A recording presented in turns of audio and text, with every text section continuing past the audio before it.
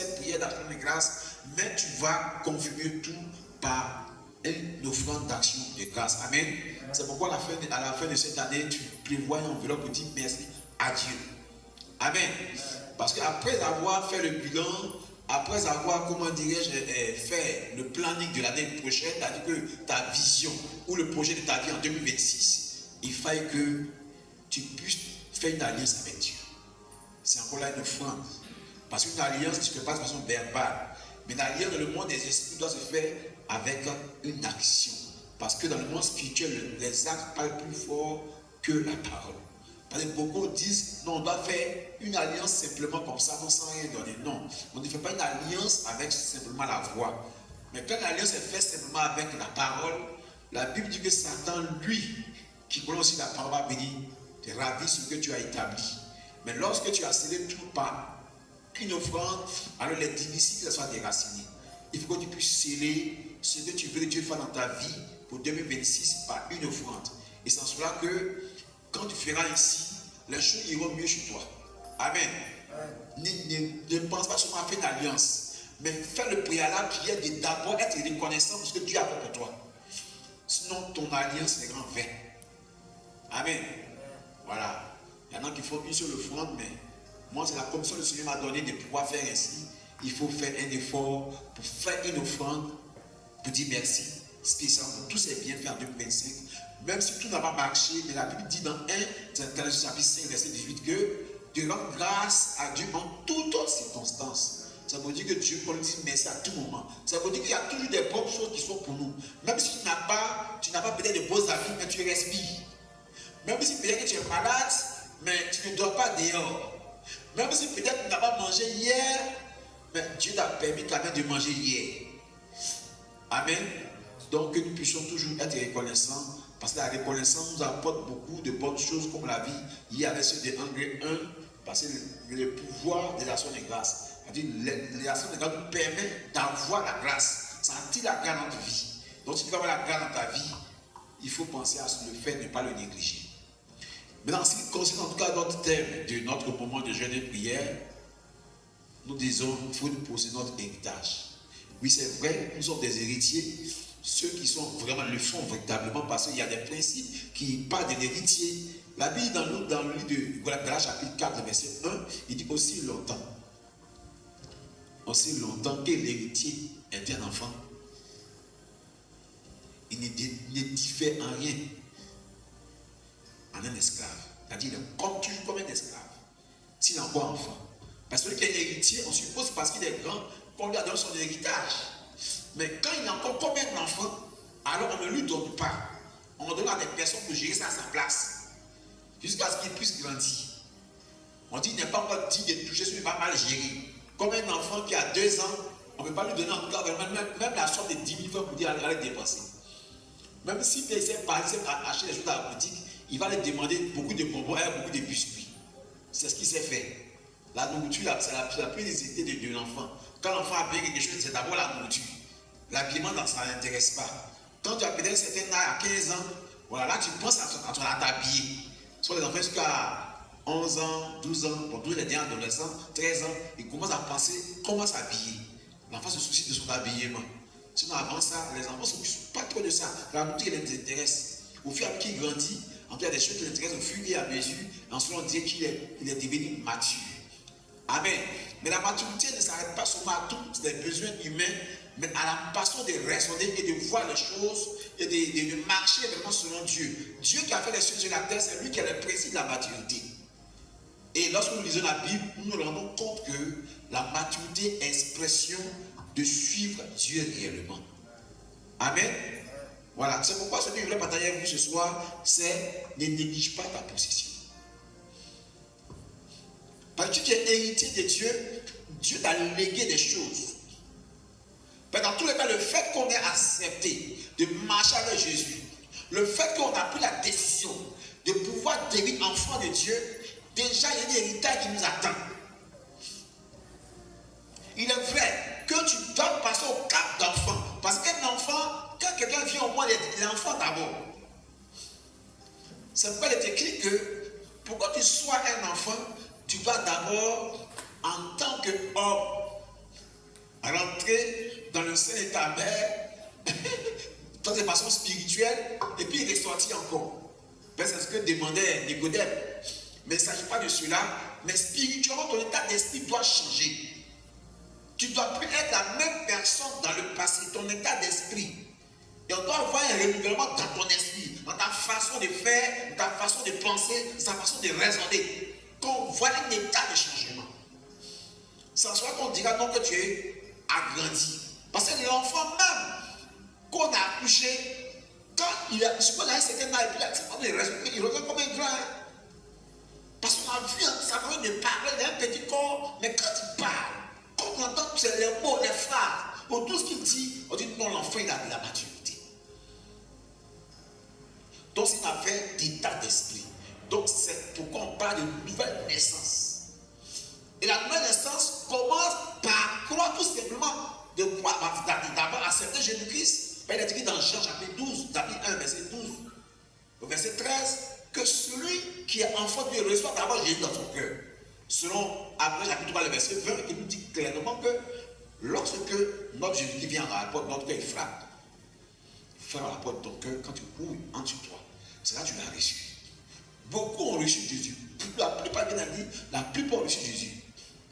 Mais la Bible, il n'y a pas seulement que d'accepter Jésus comme Seigneur Sauveur. Mais il faut croire au nom de Jésus. Il faut croire là qu'il a posé à la croix. Parce que Jésus signifie Sauveur. Il est venu pour t'enlever dans le péché, t'arracher dans la main du diable. Il est venu dans le cadre pour te faire sortir de toutes ces situations qui sont des difficultés à cause du péché qui sont dans ta vie. Donc si toi tu crois au nom de Jésus-Christ, ta façon de faire les choses doit pouvoir changer. Mais quand tu crois des choses, tu obéis à cette chose-là. Tu obéis au principe de la chose. Mais lorsque tu ne crois pas, il sera difficile de pouvoir accéder à certains niveaux de la vie.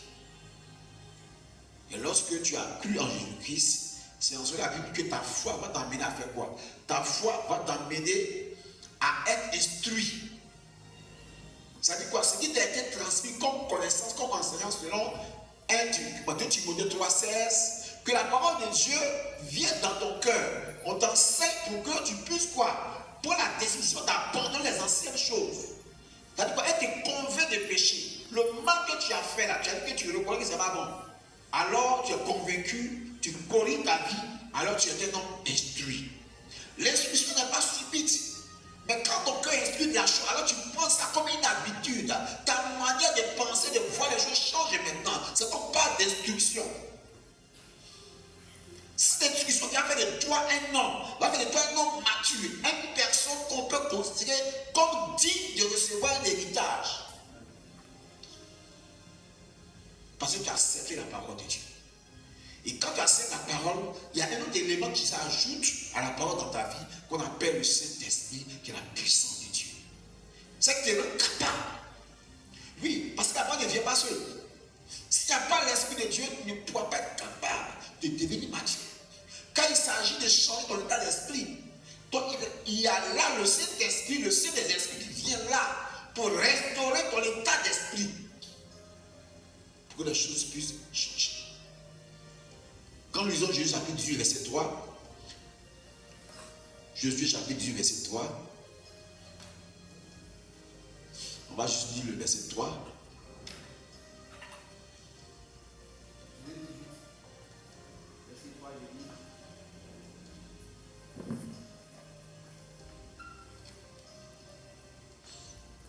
Josué dit aux enfants d'Israël, jusqu'à quand négligerez-vous de prendre possession du pays que l'Éternel, le Dieu de vos pères, vous a donné? Choisis. C'est bon, tu peux t'arrêter là. Alléluia. Le reste, c'est ce qu'on doit faire. Mais ce qui est comment dirais-je, une autre chose, un autre base ce soir, c'est Dieu nous interpelle à quelque chose. C'est jusqu'à quand négligerons-nous de posséder ce que Dieu nous a donné? Pour Dieu, nous sommes des enfants matures. On n'est plus enfants, on est maintenant des hommes. Dieu compte sur nous. Mais voilà que nous sommes en train de ne pas faire les choses comme il se doit. Parce que pour que nous possédons notre héritage, nous devons avoir une certaine attitude, devons avoir une certaine façon de penser. Mais parce que notre esprit n'est pas renouvelé, alors nous ne pouvons pas nous rendre compte qu'on est en train de négliger les choses. Parce que quand on lit bien l'histoire des enfants d'Israël, Dieu leur a donné un héritage, une portion de terre. Depuis le temps d'Abraham, quand ils ont bien, Dieu leur a promis cette portion de terre. Il a donné toutes les limites de la terre. Ça veut dire que quand Dieu te donne, tout est déterminé. Et ils sont partis, Dieu leur a donné même toutes les instructions, comment il fallait faire pour posséder cette terre-là. Cette terre appartenait déjà à un groupe de personnes. Mais il a dit à Abraham qu'au moment où il lui donna la promesse que ces hommes-là, ils ne pourront pas arriver au summum de leur péché. C'est-à-dire qu'à certains moments, ils vont pécher à ce qu'ils n'auront plus le droit même de rester sur cette terre. Ce sont des hommes qui les considèrent. Si ce ne répandent pas, jusqu'à ce temps arrive là, il va les enlever. Et c'est comme ça que Dieu les a livrés entre les mains des enfants d'Israël. Il devait alors les détruire petit à petit pour posséder le territoire. Mais à ce moment, ils ont commencé à négliger parce qu'ils étaient déjà installés, ils avaient déjà tout. Alors ils devaient les enlever un peu. Mais ils ont arrêté de faire le travail. C'est pas à ce moment, Josué les a interpellés, mais c'est pourquoi vous êtes jusqu'à quand vous avez arrêté de négliger. La fois dont Dieu a demandé de faire les choses là, vous avez arrêté de faire ça. Un héritage, comme nous le savons bien, c'est des biens qu'un père donne à ses enfants lorsqu'il n'est plus là. Et Jésus-Christ, pour que nous puissions notre héritage, Jésus-Christ est venu, il nous a donné notre héritage, il est mort. C'est la ressuscité, mais par sa mort, nous recevons l'héritage qui nous appartenait. Et cet héritage est là pour tous les humains. Cet héritage est à notre merci. Mais souvent, il y a des principes qu'il faut accepter pour la posséder. Quand tu es païen, tu n'as pas mangé dans ton cœur, tu ne peux pas y arriver. Quand tu n'as pas compris la parole de Dieu, tu ne peux pas y arriver. Voilà qu'on parle de jusqu'à quand vous allez négliger. Il y a de la négligence. Et quand on parle de la négligence, on ne prend pas soin de toutes les instructions que Dieu a données. Quand il disait à Josué, comme vous allez posséder le territoire, il avait tout ce qu'il fallait à Josué comme instruction. Et Josué n'a cessé de parler aux enfants d'Israël. À chaque fois que Dieu lui parle, lui dit. À chaque fois que Dieu lui parle, lui dit. Et c'est que Dieu essaie de pouvoir nous faire comprendre lorsque nous nous retrouvons dans sa présence. Ou de façon personnelle qui te transmettent. Parce que chacun a une relation personnelle avec Dieu. Et c'est comme ça que Dieu nous permet de pouvoir posséder ce qui nous appartient. Nous sommes déjà des personnes bénies. Personne n'a maudit. Comme il a dit, je suis un homme pour tous les humains. Il a donné tout ce qui lui appartenait. Ce que Satan avait volé. Ce que les parents n'ont pas pu obtenir. Et que Satan avait pris là. Mon ami, le fait que tu as connu Jésus-Christ, ce que ton père n'a pas pu être, ou ce que ton père n'a pas pu avoir, cet héritage-là, Dieu l'a gardé pour toi parce que tu as connu Jésus. Alléluia. Si jamais ton père n'a pas eu de voiture, que tu avais légué à ton père des voitures, cet héritage t'appartient. Il faut que tu retiennes ça. Même si j'avais des frères, ça c'est un principe spirituel, je vais vous révéler aujourd'hui, qui sont décédés. Pour chaque humain qui vient à l'existence, il y a tout un héritage pour cette personne-là. Quand il meurt, l'héritage appartient à ses frères. C'est pas comme ça? C'est comme ça spirituellement. Même si c'était un bébé. Si tous ses frères sont considérés de seul, tout l'héritage de ses frères, de ses frères lui appartient à lui seul. Mais il faut pouvoir accéder à toutes ces choses que Dieu t'a données. Si toi tu as refusé de les posséder, à cause du manque de maturité, tu meurs, tous ces héritages abandonnent à ton enfant. Et c'est comme ça jusqu'à ce que nous vivons notre vie. Mais malheureusement, on ne se met pas dans la condition pour posséder ces grâces que Dieu nous a réservées. Il y a trop de choses que Dieu nous a réservées, trop de choses. Et nous souffrons pour rien. Voilà pourquoi le Seigneur nous interrompt jusqu'à quand? Il vous a déjà tout donné. Ils sont déjà sur le territoire, ils sont dans une portion de territoire. Et puis à d'autres territoires qu'ils ne veulent pas posséder. Et à cause de cette négligence-là, leurs ennemis sont levés contre eux. ils ont séduit. Ils ont commencé à tomber dans les choses que Dieu a interdites. Et voilà pourquoi Israël a souffert et continue encore de souffrir. Vous voyez ça? C'est par manque d'obéissance aux instructions. Car celui qui n'obéit pas aux instructions, il est comme un enfant. Ça veut pas dire que tu es comme un esclave. Puisque toi, ton état d'esprit, tu ne comprends pas les choses. Tu es sous contrôle de Satan. Non, tu seras toujours comme un bébé. Et toutes ces choses que Dieu t'a réservées là, tu ne peux même pas toucher à un. Tu ne peux pas. Comme je disais dans mon témoin, pour dire que même dans mes prières, Dieu me montrait que même mes fauteuils, même étaient dans les mains des gorilles. Des esprits que mon grand-père adorait pour avoir de la force. C'était un homme qui était assez fort. Vous voyez ce qui se passe. Donc dans notre famille, c'est des choses comme ça qui se passent. Nos fauteuils, nos pics, notre réussite, c'est entre les mains des tuteurs qu'on ne connaît pas, que nos grands-pères ou nos amis soient allés chercher quelque part. Et quand toi tu n'as pas encore compris qu'il faut faire quoi, il faut te lever, il faut te mettre dans ta position qu'il faut, mais tu es en négligence. Tu es en train de négliger. Tu ne prends pas soin des choses que Dieu t'a dit de faire. Dieu dit lève-toi, prie, lève-toi, gêne, lève-toi, fais ceci, lève-toi, fais cela. Mais tu n'es pas en train de soumettre à la foi du Seigneur. Il y a de la négligence. Il y a de la légèreté. On ne prend pas les choses de Dieu au sérieux. Tout est léger. Nous sommes liquéfiés, nous sommes sans force. Parce que on n'est pas obéissant. S'il n'y a pas d'obéissance, il n'y a pas d'alliance. Il n'y a pas de lien entre toi et ton père. Alors tu n'es pas fils. Tu n'es pas le fils. C'est le fils à qui on dit donne les instructions pour obéir. Quand il n'obéit pas, alors il demeure toujours esclave. Parce que le père n'est pas content de lui. Alors il est au nom de ceux qui sont esclaves. Parce qu'il a dit d'être esclave. Je vais nous encourager ce soir à nous lever. Comme c'est écrit dans Ésaïe chapitre 60, verset 1. Il lève-toi, sois, et que les quatre ta lumière arrivent. C'est très important. Il a même dit dans Hébreux chapitre 2, verset 14, quoi? Cherchez la paix, et cherchez la paix avec tous. Et la sanctification dans laquelle vous verrez le Seigneur. Mais tu veux voir Dieu dans ta vie. C'est quand tu vois Dieu, tu parles avec lui là, que tu es mature. C'est ceux-là qui ont droit à posséder leur héritage. C'est ceux-là qui ont droit d'être héritiers. Moïse parlait bouche à bouche avec Dieu. Voici des héritiers. Et de notre temps, on dit Dieu nous permet de parler avec lui comme on a parlé avec Moïse. Alléluia. On a cette faveur. C'est des choses que les autres prophètes voulaient voir ça aussi. Ils voulaient vivre ça. Parce que là, c'est le temps où le Saint-Esprit descendait sur eux. Mais à ce moment, il est constamment là. Ils ont voulu vivre ça. Donc, on a eu cet héritage-là, mais nous ne pouvons pas le posséder parce qu'on ne se met pas dans les conditions qu'il faut. Satan passe par tous les moyens pour t'affaiblir. Il t'empêche de chercher la paix à tout le monde. À cause de ton orgueil, moi je ne parle pas avec lui. Telle personne ne parle pas avec lui, telle personne ne parle pas avec lui. Tu peux parler avec tout le monde.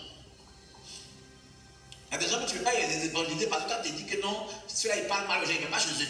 Mon ami, tu n'es pas un enfant de Dieu comme ça. Tu es encore un païen. Et quand tu es païen, tu es encore esclave. Là, tu vis dans le désordre. Toi, tu es enfant, tu parles avec certaines personnes. Quand quelqu'un me rappelle une dame à qui Dieu dit qu'il faut l'évangéliser, non, moi, il n'est pas comme il parle mal. À cause de ton orgueil, tu refuses d'obéir la voix de Dieu. On est encore enfant lorsqu'on est rempli. Quand on vient à Christ, on doit être humble. C'est pas Jésus a lavé le pied, c'est dit qu'on doit expérimenter l'humilité que Jésus-Christ a enseigné. Quand il nous dit même les uns les autres, mais c'est de pouvoir être un envers l'autre. Et quand on est un envers l'autre, on comprend l'autre. On veut toujours dominer les autres. Mais tu n'es pas encore mature. Jésus était le grand Dieu. La Bible qu'il s'est humilié jusqu'à devenir homme. C'est la Bible qu'on voit les mêmes sentiments qu'il avait. L'humilité. Et tous ces éléments ne sont pas en nous. Alors on ne peut pas poser l'héritage. C'est pour dire que tu as tous les éléments, tu as toutes les instructions. Tu sais tout déjà. Parce que les enfants disaient ça avec tout. Ils étaient au courant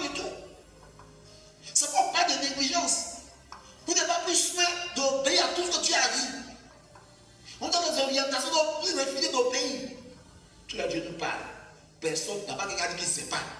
Il y a trop de choses que Dieu nous fait comprendre ici. Et Dieu agit envers toi en fonction de ce que tu sais. Tu n'es pas quand même ignorant. Tu sais trop de choses. Mais tu refuses de les mettre en pratique. Ça veut dire, ce que tu as à faire, lève-toi. Décide-toi. Il faut te décider. Prends courage, sois fort. Prends la décision de jeûner, de prier. Car c'est en cela que quelque chose s'est passé dans ta vie. Comme quand tu te dis, si je ne m'étais pas levé, malgré j'ai fait les 40 de jeûne, les 21 de jeûne, le mois de jeûne, le temps de prière. Mais il a fallu que je dise non, il faut que je passe un temps de jeûne pendant 1 an. Et c'est après cette action-là que j'ai vu que quelque chose s'est passé dans ma vie. Tout est une question de décision. Ça n'a pas été facile de pas. Pendant une année, jeûner chaque jour. Et puis se mettre à un rendez-vous de prière tous les jours de 23h à 6h du matin. Quand on a assez de former jusqu'à 8h, il fallait véritablement que quelque chose se passe. C'est toutes les questions de décision. C'est pourquoi il est écrit dans Job que ça fait résolution qui reprendra le succès. Tu n'auras pas le succès, tu n'auras pas la gloire, tu n'auras pas l'élévation, tu n'auras pas la bénédiction. Tant que, mon ami, tu n'es pas résolu. Nous sommes irrésolus. On décide que Dieu en fait. On fait déjà on s'asseoir. Et c'est pourquoi on ne peut pas accéder à l'héritage que Dieu nous a légué. Et même pour y arriver, voici une première condition. Il faut connaître ton héritage. Là encore, là, c'est compliqué. Mais si toi, tu t'approches, il faut que tu savoir qui tu es, à quoi Dieu t'appelle. C'est tout ça l'héritage que tu dois savoir. Jésus savait qui il était. Il savait pourquoi il est venu sur la terre. C'est pour nous, chacun de nous devons savoir pourquoi il est sur la terre. Qui es-tu? À quoi t'appelles-tu au milieu des humains? Quel rôle tu es venu jouer sur la terre? Qu'est-ce que tu dois faire en réalité? Quel est ton rôle? Quand tu connais ton rôle, tu remplis bien ton ministère, comme on le dit. Le travail qui était appelé, ça s'appelle le ministère. Tout homme est appelé à un ministère. Personne n'est vagabond sur la terre. Personne n'est venu faire ce qu'il a envie sur la terre. Il est venu pour accomplir ce que Dieu veut. Parce que l'homme a été fabriqué pour faire ce que Dieu veut. Comme un père qui a fait son enfant, il dit, je veux que mon enfant soit médecin. Mais si l'homme a le droit de dire ça, et Dieu a qui l'a fabriqué. Alors je veux vraiment t'encourager. Apprendre à connaître Dieu. Et surtout à te connaître toi-même.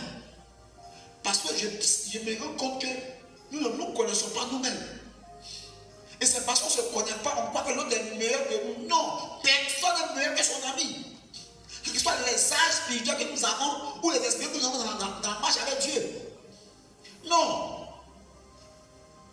C'est pas que tu ne te connais pas, tu crois que l'autre est meilleur. Personne n'est meilleur. Chacun est à sa place, chacun joue son rôle convenablement. Vous allez voir, nous serons tous heureux. Voilà pourquoi il y a la société aujourd'hui. Par contre, on ne se connaît pas. Alors on croit que l'autre, ce qu'on voit sur l'autre là, c'est meilleur que nous. Non. Peut-être toi-même tu es meilleur même que lui, peut-être. Mais comme il n'y a pas de meilleur, chacun a quelque chose de meilleur en lui pour pouvoir te donner réellement, accomplir la volonté de Dieu pour qu'il soit heureux, pour que les hommes soient aussi heureux. Mais c'est parce que nous revenons des hommes heureux l'autre que nous sommes malheureux. Parce que Dieu donne la capacité de rendre les autres heureux. Quand tu vis avec les autres, c'est pour les rendre heureux. Quand tu sais qui tu es, quand tu sais ce que tu as accompli, quand tu sais les dons qui sont en toi, il y a 9 dons, principalement, qui sont diversifiés. C'est beaucoup. Et tu dois savoir les divers dons qui sont en toi. Oui. On a le Saint-Esprit, on manifeste certains dons. Mais il y a des dons qui sont spécifiques à ta personne. Pas qu'il y a un rôle à jouer. Donc tu ne manifesteras pas tous les dons au même, comment dire, de façon constante. Mais il y a principalement un, il y a principalement 2 ou 3 qui sont beaucoup plus manifestes au travers de toi dans tout ce que tu fais. Il y a en toi un ministère. Et à cause de cet esprit, manifeste tous les dons, tous les ministères qui sont mentionnés dans la Bible, à cause de cet esprit. Mais il y a un que tu manifestes le plus, qui est le ministère auquel tu es appelé. Il y a ce que Dieu t'a créé capable de faire. Il y a des choses que tu n'as pas fait de formation pour ça. Mais tu sais comment on fait ça? Il y en a qui savent parler. Et ils sont nés. Ce sont des hommes qui sont loquaces, comme on le dit en gros français. Ce sont les beaux parleurs. Quand tu parles, parles, non, quand ils n'ont même pas d'école de l'art oratoire. Mais quand ils parlent, non, on dirait vraiment qu'ils ont fait une formation adéquate. Il y a des personnes qui n'ont jamais fait l'école vraiment de la couture, mais quand ils s'habillent, ils savent comment s'habiller, ils savent comment agencer leurs couleurs. C'est des capacités que Dieu a même en chacun de nous. Tout ça sont des bénédictions de grâce. Mais quand ton esprit n'est pas ouvert, quand tu n'es pas connecté à Dieu pour que ces choses-là puissent se réveiller en toi, mon ami, tu es malheureux.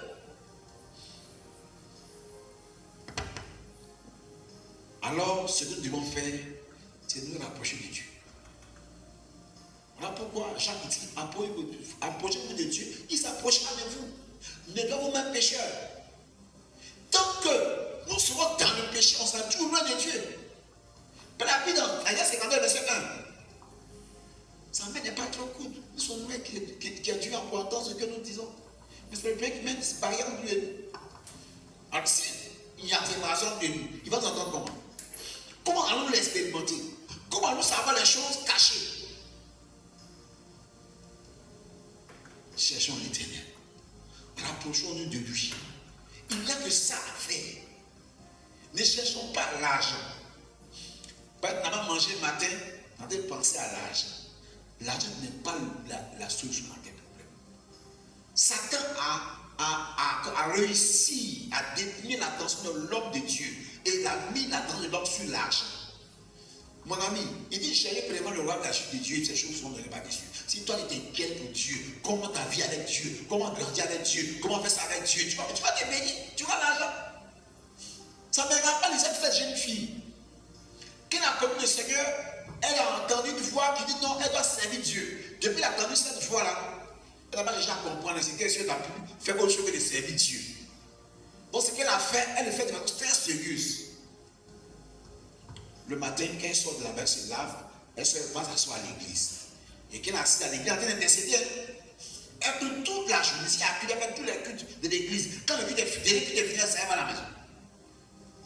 Mais sa famille l'a persécuté pour ça parce qu'effectivement, si tu n'es pas joli à voir le jeune fille comme toi, tu ne prépares pas, tu ne fais rien. Il dit Dieu m'a dit de ne rien faire, seulement de pouvoir le servir. Si elle va évangéliser, c'est pas. En fait, tout ce qui est de Dieu, elle le faisait très au sérieux. Toute personne ne l'aimait à cause de ce comportement-là. Même que le pasteur même là ne voulait même pas lui accorder des faveurs. Parce que ça ne lui plaisait pas que c'est parce que c'est pas normal. Si tu es une femme, c'est vrai que tu as servi Dieu, mais amen, tu dois quand même faire le ménage à la maison. Il dit Dieu n'a rien touché, il fait son œuvre. Mais son œuvre aussi, elle le faisait de façon sérieuse. Elle était une grande intercesseuse. Personne n'a compris dans ce qu'elle faisait. Personne ne donnait aussi des conseils appropriés. Tout le monde la vilipendait. Il arrivait un moment où des pasteurs voulaient encore vraiment chercher à se marier et ils l'ont désiré comme femme. Le pasteur a dit, c'est là, il n'est pas dans les conditions. Parce qu'elle ne pas faire le ménage. Ça va te fatiguer. 2-3 pasteurs ont renoncé. Et le quatrième qui est arrivé, lui, on l'a découragé, il a dit non, il m'a dit c'est elle. Qu'elle est partie la prendre comme femme. Elle ne fait pas ménage, elle dit elle fait seulement, elle est plus seulement. Alors le pasteur qui l'a marié, elle a commencé à prier pour son mari. Elle est tout le temps dans la prière.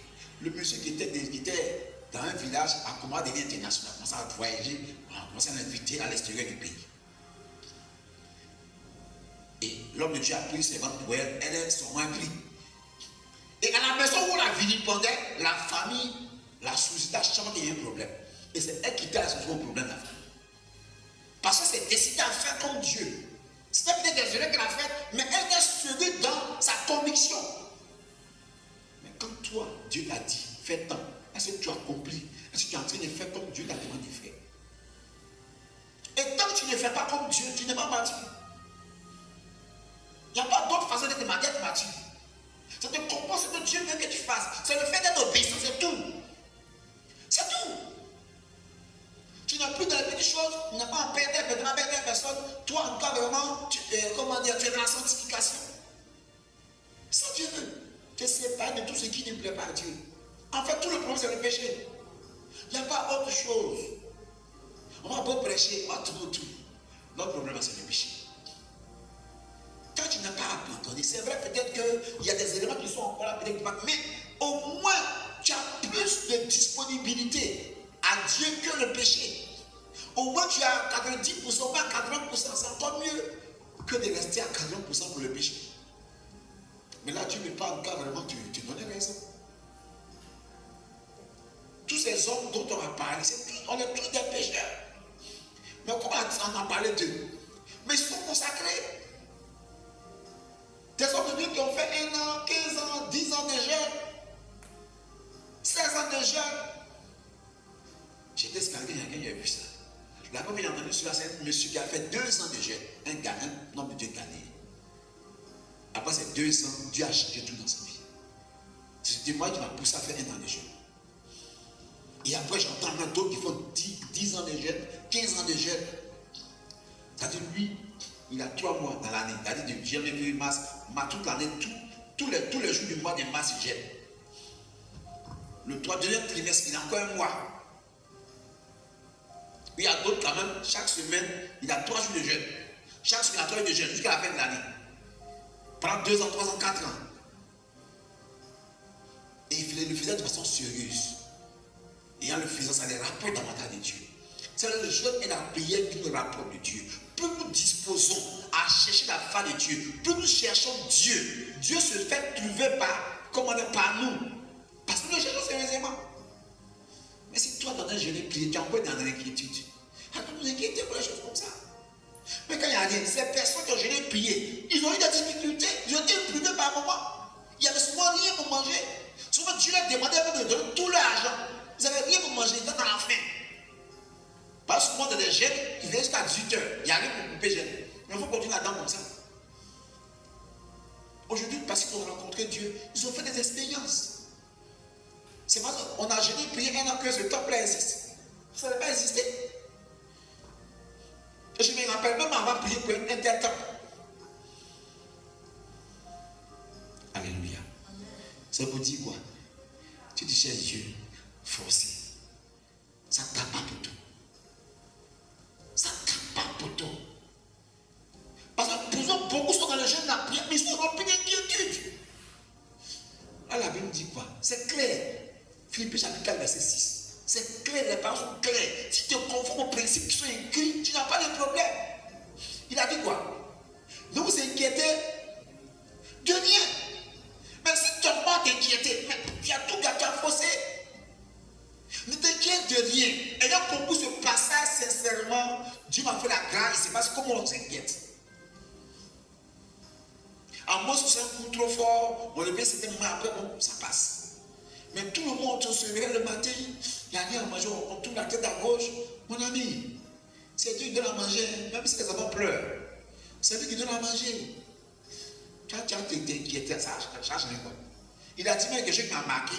Il dit même les oiseaux du ciel, est-ce qu'ils ne mangent pas? Ils ont fait champ. Ou bien une entreprise. Mais est-ce qu'ils ne mangent pas? Ils mangent. Est-ce que les oiseaux ne mangent pas? Ils mangent. Les animaux de la terre, il y a même le magouilla. Un magouilla ne mange pas. Quand il fait des œufs, ces petits ne mangent pas. Hier le matin, par ta femme, tes enfants, tu t'inquiètes. C'est Dieu qui s'en occupe. On n'a pas à s'inquiéter. Dieu pourvoira. Depuis que j'ai compris cela, Dieu pourvoit tous les jours. Il y a des moments peut-être Dieu met un stop. Parce que Dieu veut que ça arrête comme ça en ce moment. Il y a des temps aussi, Dieu pourvoit. Il donne tout souvent, il déborde même. La nourriture déborde, les habits débordent. Et puis à ce moment, il arrête tout. Mais chaque chose à son temps. C'est arrivé au temps où on dit non, il y a des choses, on ne peut pas parler de ça parce qu'il n'y a plus de boulot en ce propos. C'est d'autres soucis qui sont là. Quand on parle de soucis, ce n'est pas qu'on fabrique les soucis. Parce qu'il y a des soucis qu'on fabrique et puis les soucis en tout cas pour l'œuvre du Seigneur. Comme Paul le disait. Parce qu'on veut aller de l'avant. Comment on fait pour avancer? Comment on fait pour réussir le ministère auquel Dieu nous appelle? Ce qu'on doit faire, c'est de prier. Faire qu'on a Dieu, ton besoin, c'est quoi? Tu ne dois même pas te préoccuper pour la nourriture même. Parce que le fait que Dieu a donné une bouche, que tu n'aies pas mangé, tu dois manger. Si tu n'as pas eu à manger, c'est que Dieu veut que tu gères tout simplement, c'est tout. Il donne des gens que tu te déplaces. Si souvent il permet que tes gens ne puissent plus te tenir sur toi, c'est que Dieu veut que tu t'asseoir un peu. Amen. Et souvent il te rend malade. souvent Dieu rend malade pour certaines choses, pour te forcer. Ou même pour t'empêcher d'aller là où tu as envie de partir. Quand je me rappelle une femme qui avait fait un programme, moi en tête, il y a parti ici, il y a parti, il y a voyagé. La date de choses qui sont arrivées là, matin, elle n'est pas sortie. Elle a fait un mois de maladie. Parce qu'elle se prenait mieux, elle est forcément partie. Oh là-bas, il y avait un mauvais présage, un mauvais programme contre sa vie. Vous voyez ce que Dieu fait. Donc, acceptons-nous conformer à lui. C'est ça l'homme mature. C'est ça l'homme qui peut avoir l'héritage de Dieu. C'est ça l'homme avec qui Dieu peut parler, peut lui livrer des secrets. Alléluia. Ce n'est pas seulement se mettre là pour chercher l'onction, pour que toutes les chaises se renversent. Il y a plein qui font ça. Mais ce sont des histoires. Tu fais onction, après quand tu regardes ta vie, là, c'est conforme à Dieu. Ça, c'est un niveau des dons spirituels. Tu es encore un bébé spirituel, tu n'as rien compris. Il faut que la vie des gens change. Lorsque tu es en train de lancer l'onction, lorsque tu es en train de prier tout le monde à terre, bien sûr, tu fais que la vie des gens ne change pas. Quand Jésus change, toucher la vie des gens, il ne changeait pas. Donc on a un témoignage de Jésus qui a touché le cercueil. Le monsieur s'est levé, le Jésus s'est sorti du cercueil, n'est-ce pas? C'est à ce niveau pourquoi je suis arrivé. Oui, c'est ce qu'on cherche. On ne veut plus être limité par nos faiblesses, par nos péchés, mais plutôt que Dieu nous enlève de là, pour que nous puissions réussir à surmonter ce que Satan essaie de nous imposer. Quand nous voulons être des hommes matures, des hommes capables de pouvoir faire des choses comme il a fait dans le passé. Quand il a dit que vous ferez des choses plus grandes. Ce que j'ai fait, vous allez faire la même chose, même faire des choses plus grandes. Mais c'est un des temps comme Jésus, qui ne s'inquiétait pas pour ses problèmes, mais qui peut s'inquiéter comment il devait accomplir l'œuvre de Dieu. Il dit, ma nourriture, c'est de faire l'œuvre pour laquelle le Seigneur m'a envoyé. Ça va être ta préoccupation première. Tu as des femmes, tu as une femme, tu as des enfants, ou bien tu as des choses à gérer. C'est Dieu qui t'aide à gérer ces choses. Donc prenons courage. Et puis, apprenons à nous rapprocher de lui. En toutes circonstances. Il y a des moments, quand tu as remarqué là, tu suis devant le Seigneur, il y a des moments, Dieu, il t'accorde, tu te demandes comment ça va accorder tous les jours. Il y a des moments, Dieu arrête. Il y a des temps pour ça. Il arrête tout. Même dans la mort, Dieu m'a mis, il m'a souvent permis ça. Il y a des temps de sécheresse. Pour nous enseigner, tout il continue de nous enseigner. Il ne finit pas de nous enseigner. Il ne finit pas de nous enseigner. Il y a des choses que tu peux avoir sans problème, mais des choses qui peuvent aussi faire mettre le blocage, la main dessus. Que tu sois au travail, que tu sois en plein temps, c'est comme ça que Dieu travaille tous les jours. Nous sommes tous ses serviteurs. On a été choisis par lui pour le servir, pour faire sa volonté. Comprenons cela, pour que nous puissions gagner à l'ascension, pour être au niveau d'esprit que Dieu veut. Amen. Tu peux être dans un corps bien formé, bien baraqué, mais tu es encore bébé dans la tête. Si tu as encore 50 ans, et puis toi, ce qui t'intéresse, c'est aller t'asseoir dans les bars pour danser et chanter, tu es encore bébé. Et à cette heure-là, il y a des femmes de 50 ans qui sont encore dans cette vie-là. Les plaisirs de la chair. Ça ne veut pas d'être ancien dans l'église. Dieu s'en fout de ça. Satan s'en fout de ça, ton ancienneté. Quelle est ta consécration? Quel est ton niveau de consécration? Tu peux prier des heures, c'est bon. Mais quel est ton niveau d'obéissance à la voix de Dieu? Est-ce que toi, tu essaies de t'habituer à obéir à ce que Dieu fait tous les jours dans ta vie? Et le niveau d'obéissance. Est-ce que tu essaies d'entendre ce que Dieu dit? Tu comprends ce que Dieu dit? Ben, quand tu n'es pas proche de lui, il y a des choses que tu n'entendras pas. Quand tu es loin de quelqu'un, quand il parle, tout ce qu'il dit, tu n'entends pas. Attends, là où Stéphane assis là, s'il parle doucement, il n'y a pas entendu ce qu'il dit, il faut écrire. Oh, Dieu il parle normalement. Et quand tu es très loin, tu ne peux pas comprendre ce qu'il dit. Maintenant, Dieu est en train de te parler.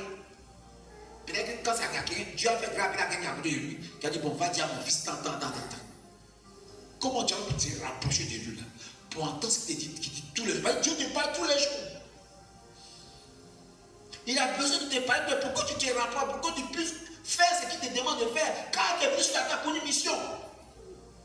Il faut que nous puissions aller de l'avant. Ne négligeons plus ce que Dieu nous a donné. Et je crois dans ce sens-là que nous allons en 2026. Il y a eu trop d'enfantillage. Nous devons véritablement avancer. Quand on quitte dans les enfantillages pour commencer à dire la maturité. On ne doit plus faire des prières creuses, des prières sans puissance, des prières sans force. On fait des prières, puis quand on sort de là, on ne change pas. On ne fait pas les prières pour laisser les mêmes. Non, jamais. On multiplie des veillées, on multiplie des prières, on multiplie des jeûnes. Et puis quand tu vois ta vie, est la même chose. Il faut te revoir quand même. Revois-toi. Même si Dieu t'empêche de manger, mais tu vas voir le chose se manifester avec toi. Tu vas voir que Dieu va se manifester. Je me rappelle, j'ai une fille qui avait reçu 2 semaines de jeûne et prière. Une petite fille de 16 ans. Elle a fait une expérience où elle a salué un monsieur. Un païen qui cherchait des femmes qu'il a salué. Le monsieur est tombé. Elle était effrayée elle-même. Mais l'onction était sur elle. La grâce du ciel était en elle. Nous devons arriver à cette dimension. Cherchons cela. Nous devons impacter notre entourage. Par tout ce que nous faisons. Mais aujourd'hui, les gens courent après l'argent. Pardonnez, laissons l'argent dans son coin. Cherchons Dieu. Lui qui a l'argent, on donne l'argent. Il a trop d'argent pour qu'il ne puisse pas nous donner. Mais est-ce que nous sommes en train de faire comme lui? On lui donne de la joie. Est-ce que tu crois que quand tu regardes, tu donnes la joie à Dieu? Est-ce que Dieu est content de toi? C'est ce que tu dois te poser toujours comme question. Faut-il te poser cette question-là? Est-ce que tu donnes de la joie à Dieu? Que le Seigneur nous bénisse. Tu vas te lever et tu vas fermer les yeux. Et tu vas contempler la présence de Dieu qui va t'aider à réfléchir à toutes ces paroles que tu as entendues.